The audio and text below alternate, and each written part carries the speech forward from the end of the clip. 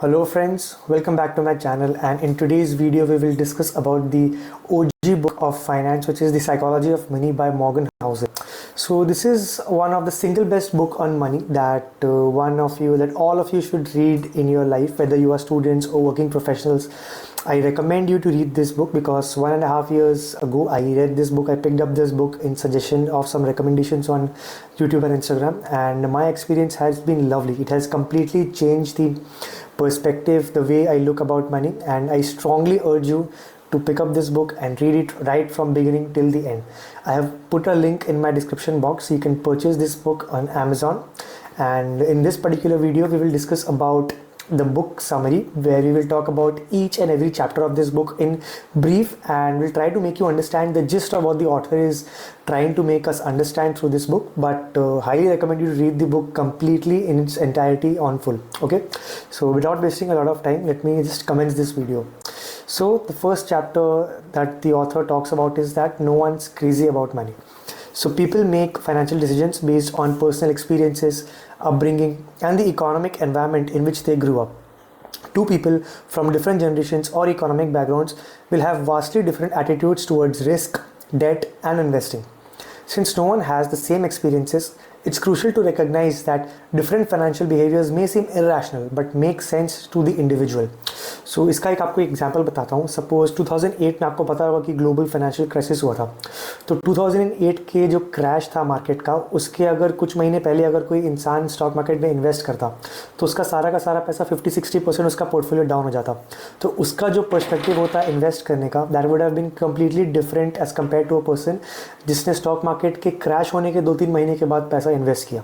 पहले वाले बंदे के लिए it was a full loss scheme for him, whereas the person जिसने मार्केट क्रैश के बाद इन्वेस्ट किया, उसके कई 7-8 महीने बाद 1-2 साल बाद तक मार्केट बुल रन में था, तो उसके लिए he would have made lots of money. So the entire perspective of these two specific people would have been very different based on the experiences that they had to face themselves. So this is what the author tries to say, that no one has the same experiences, and it is extremely crucial to recognize that different financial behaviors may seem irrational but they make sense to that particular specific individual. So let us move to the next chapter, which is called Luck and Risk. So the author explains that luck and risk play a much bigger role in financial outcomes than we often acknowledge. He cites the example of Bill Gates, who became a tech billionaire partly because he attended one of the rare schools with a computer in the 1960s. On the other hand, people who took similar risks but failed may have just been unlucky. The key lesson is humility. Don't assume all success comes from skill alone and that all failure means poor decision making. तो इस chapter से author ये बताना चाह रहे हैं कि luck has a very huge outcome and a very major role to play in the ultimate financial outcome of your life. उन्होंने बिल गेट्स का एग्जांपल दिया कि जिस तरह से 1960s में बहुत कम लिमिटेड हैंडफुल स्कूल्स में कंप्यूटर्स थे, and Bill Gates went to one of those schools जहाँ पे कंप्यूटर्स थे, because of which he was able to imbibe that knowledge earlier on.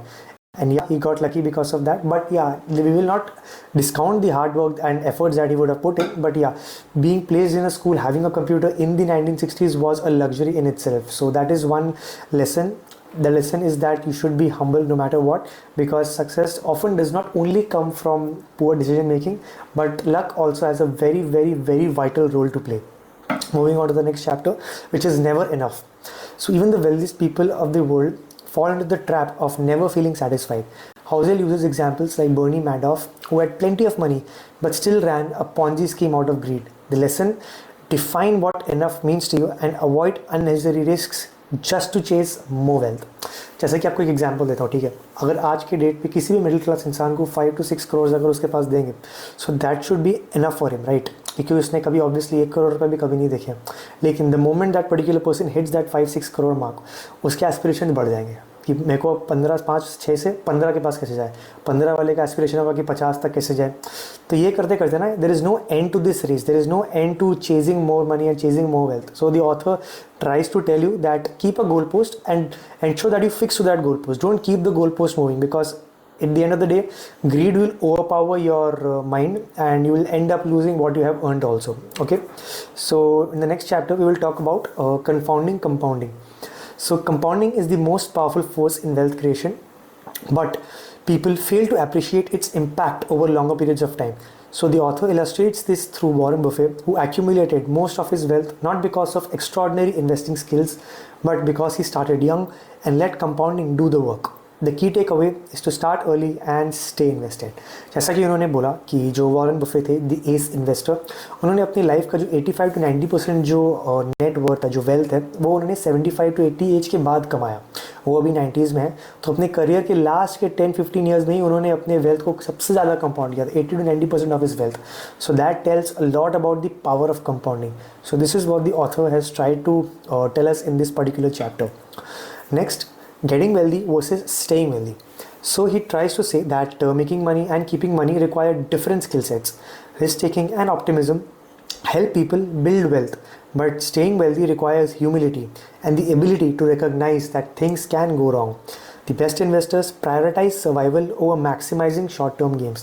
तो आपको ये समझना है कि पैसा अमीर बनने के लिए और अमीर रहने के लिए बहुत अलग स्किल सेट है, बहुत एक अलग टाइप का माइंडसेट चाहिए होता है.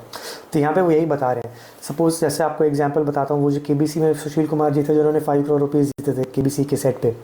तो 5 करोड़ जीतने के बाद for that man it was a lot of money, but after that particular income that he generated overnight, he could not manage his wealth, and over a few years of time that wealth just disappeared from him and he's still right now living a life of struggle.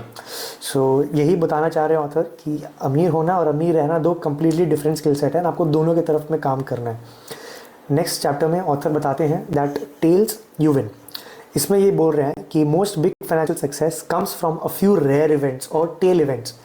In investing, the stock market is driven by a handful of extraordinary winners, and businesses succeed because of a few great decisions.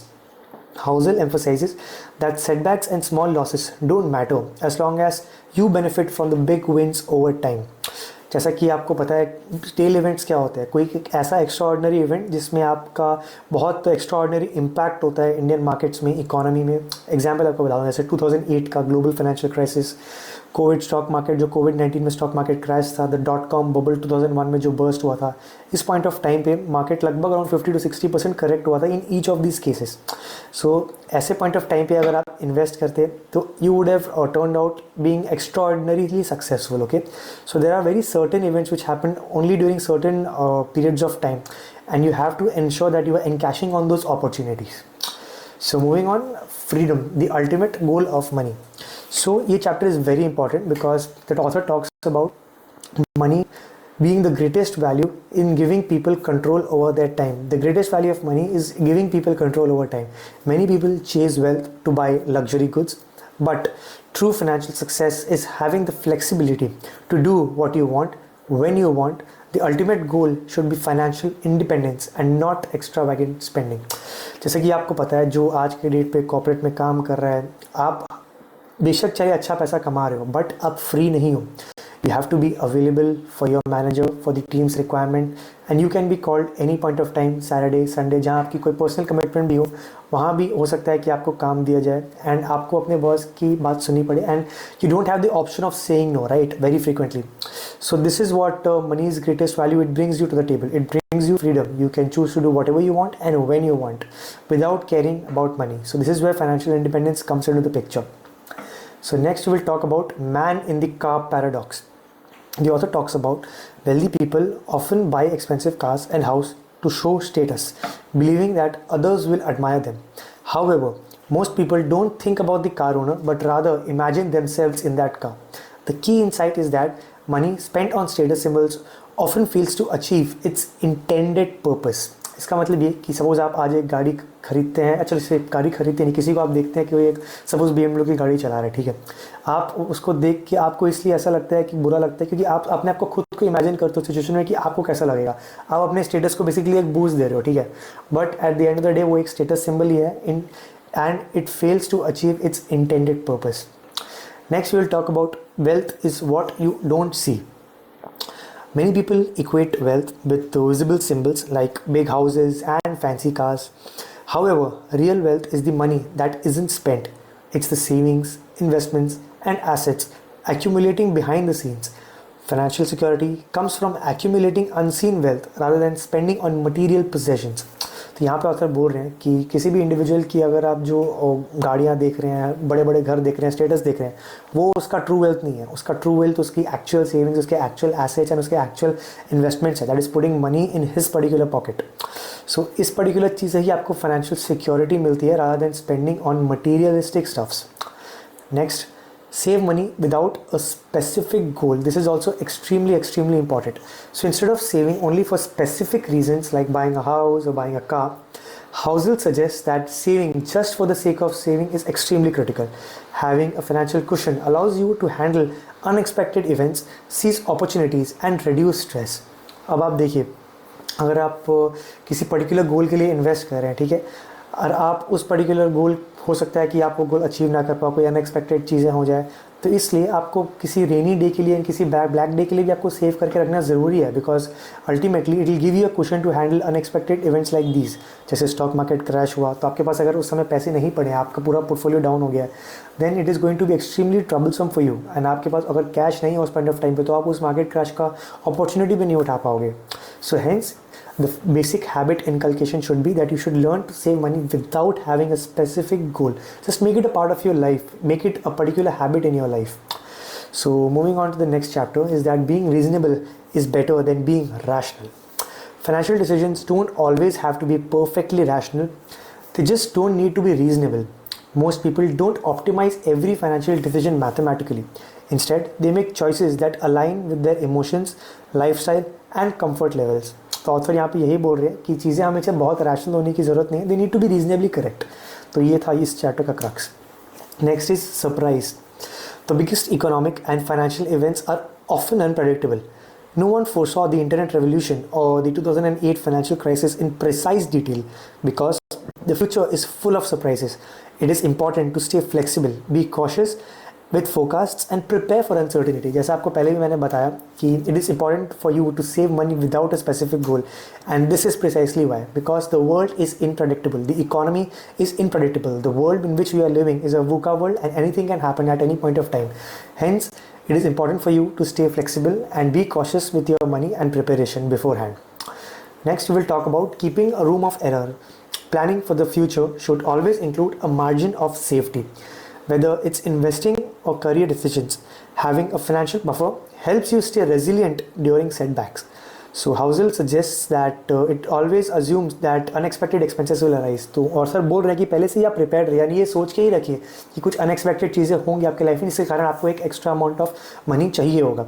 जैसे कि suppose आपको घर लेना है, ठीक है, 5 साल के बाद, तो घर का प्राइस के लिए आप 1 करोड़ रुपीज़ सेव कर रहे हो, लेकिन 5 to 6 years down the line आपको ये नहीं पता कि जो घर का प्राइस है वो बढ़ जाएगा या कम हो जाएगा, वो रियल एस्टेट बिल्डर आपको वो घर दे पाएगा कि नहीं, उस समय होम लोन का इंटरेस्ट अगर सपोज बढ़ गया तो आपकी पूरी planning will go for a toss, या आपके लाइफ में कोई और इमरजेंसी आ गई जिसके कारण आपको थोड़े पैसे एक्स्ट्रा स्पेंड करने पड़ेंगे उस पर्टिकुलर इमरजेंसी में.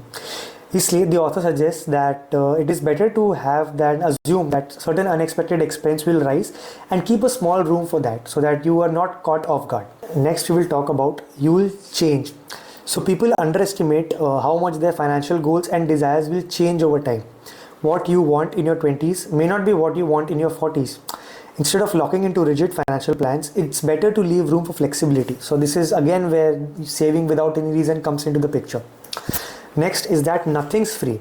Everything has a price, even if it's not immediately obvious.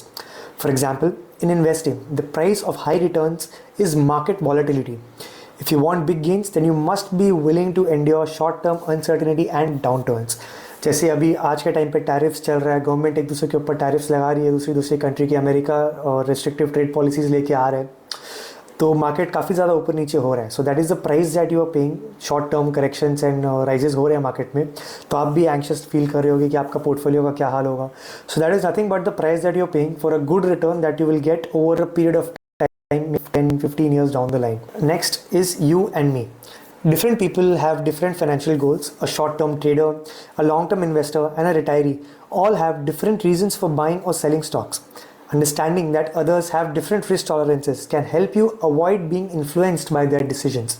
इसका मतलब बेसिकली है कि हर बंदा अपने अपने लाइफ स्टेज के हिसाब से अलग अलग रोल प्ले करता है, अलग अलग रिस्क कैपिटल होती है ना, अलग अलग रिस्क टॉलरेंस होता है उनका, ठीक है।